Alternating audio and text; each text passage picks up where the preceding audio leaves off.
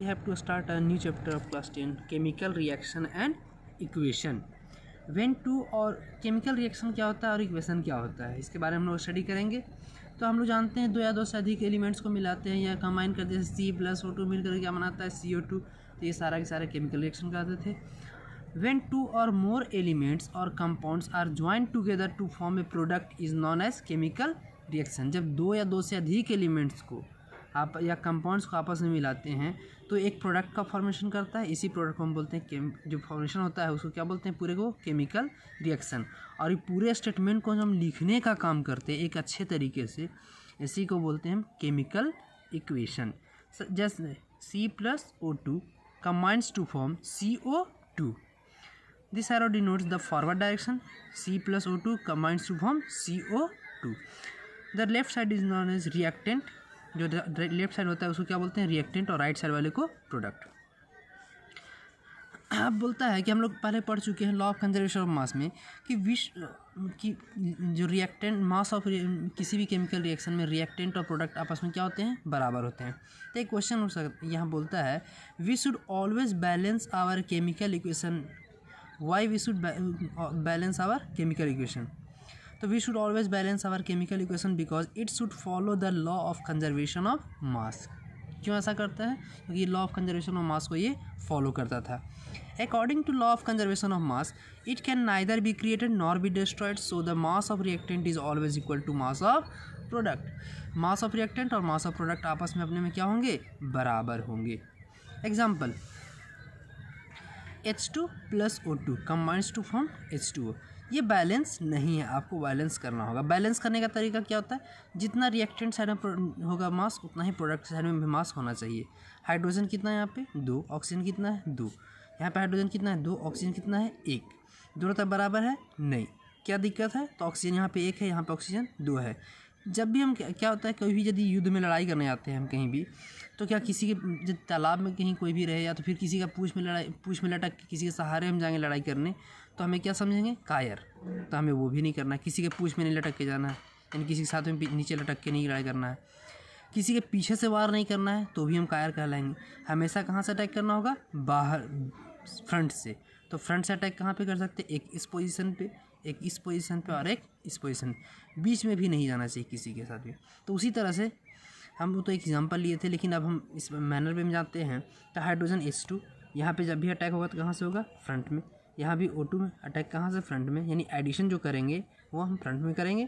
यहाँ पे इसके बीच में नहीं करेंगे, कहाँ करेंगे, तो फ्रंट में करेंगे। इसके नीचे भी नहीं करेंगे। तो यहाँ पे हाइड्रोजन 2, ऑक्सीजन 2, हाइड्रोजन 2, ऑक्सीजन 1। कैसे करेंगे, तो ऑक्सीजन यहाँ पे हाइड्रोजन 2 कोई दिक्कत नहीं है। ऑक्सीजन 1 है, ऑक्सीजन को 2 करना है, तो यहाँ पे कितना से मल्टीप्लाई करते, 2 से। 2 से यदि मल्टीप्लाई करते हाइड्रोजन कितना हो जाएगा, 2 और 2 मिलकर 2 2 ज़ा 4। यानी हाइड्रोजन अब कितना हो गया, 2 ना रह करके कितना हो गया, 4। ऑक्सीजन कितना हो गया, 2। इधर भी हाइड्रोजन कितना है, 2। यहाँ पे हाइड्रोजन कितना है, 4। तो इधर वाला हाइड्रोजन को कितना से मल्टीप्लाई कर दे, 2 से। तो 2 2 ज़ा 4। अब ये इक्वेशन कैसा हो गया, बैलेंस्ड हो गया। सो और भी बहुत सारे कर सकते हैं हम लोग, देख सकते हैं अपने करके।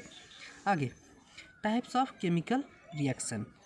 Types of combination reaction, decomposition reaction, displacement reaction, double displacement reaction, exothermic और इंडोथर्मिक रेडॉक्स रिएक्शन। ठीक है, सबसे पहले हम बात करते हैं कम्बिनेशन रिएक्शन की। तो कम्बिनेशन रिएक्शन में क्या हम लोग बोलेंगे, कम्बिनेशन रिएक्शन बोलता है कि कम्बिनेशन व्हेन टू और मोर एलिमेंट्स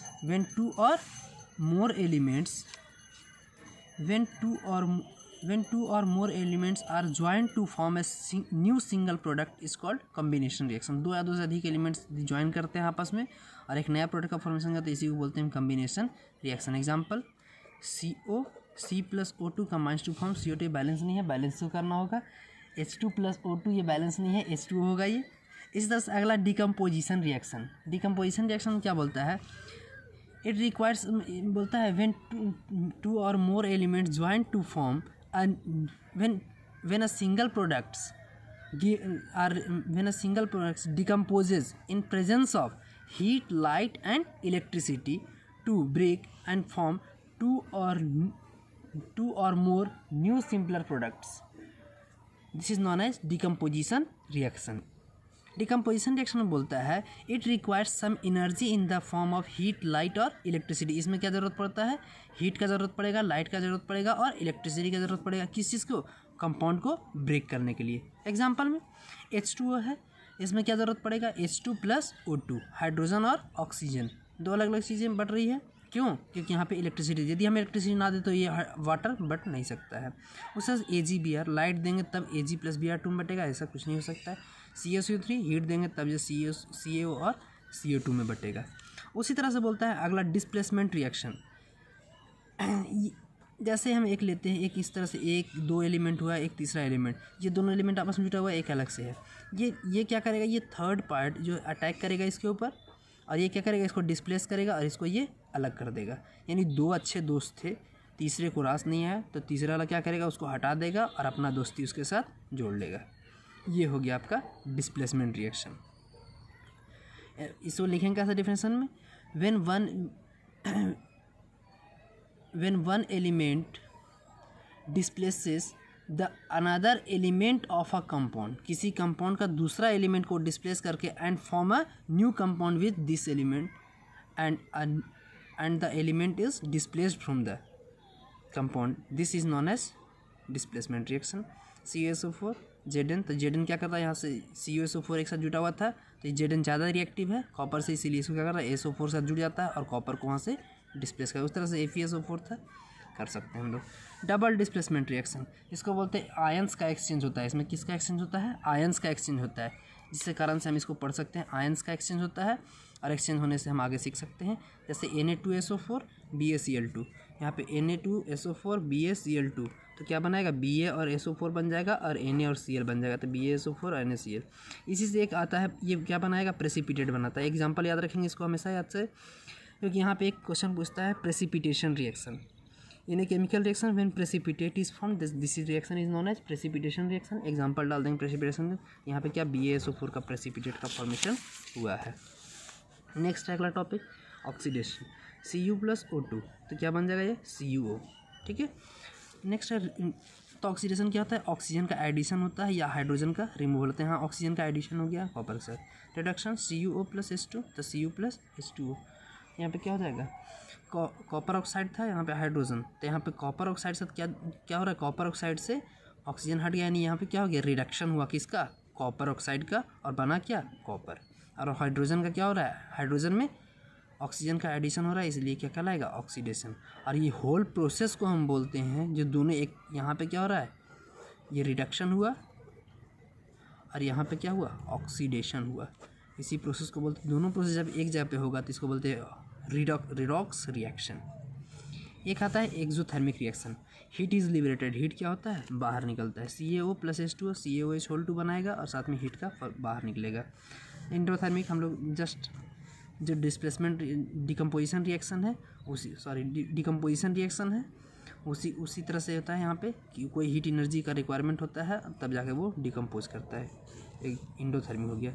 कॉरोजन क्या होता है, रस्टिंग ऑफ आयरन। लोग जानते हैं कि किसी मतलब आयरन को हम क्या करते हैं, बाहर में छोड़ देते हैं, तो एयर के कारण और एयर वाटर और मॉइस्चर आने के कारण से क्या होता है, उसके ऊपर एक लेयर बैठ जाता है, तो इसी लेयर को क्या बोलते हैं, रस्ट, और इसी प्रोसेस को बोलते हैं रस्टिंग ऑफ आयरन। नेक्स्ट है रैंसिडिटी, व्हेन फैट और oil containing food items are stored for a longer time. यदि बोलता है कि कोई भी तेलीय पदार्थ को यदि हम लंबे समय तक रख देते हैं किसी जगह पे, तो अब वो क्या होता है, धीरे धीरे उसका टेस्ट और स्मेल जो होता है क्या होता है, चेंज हो जाता है, और वो हमारे लिए अच्छा नहीं होता है। तो रीज़न क्या होता है, उसको अच्छा रखने का तरीका क्या है, तो हम क्या करेंगे, नाइट्रोजन को उसके अंदर डालते हैं।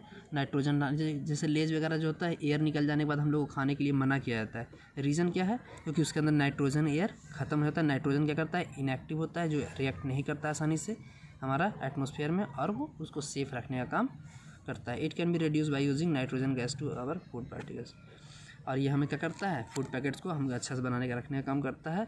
और इसके बाद ये चैप्टर ख़त्म होता है। अब आप लोग एक्सरसाइज का कंप्लीट करेंगे।